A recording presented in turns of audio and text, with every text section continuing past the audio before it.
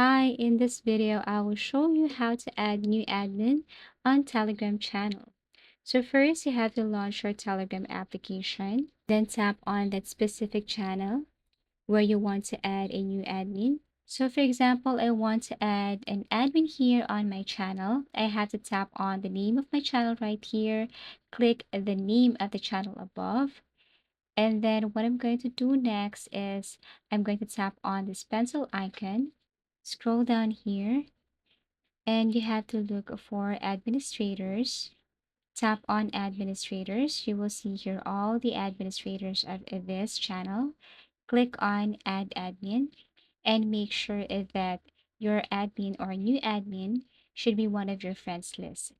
You can go to filters or go to settings and filter some options right here. And then once done, then all you have to do is to tap on check.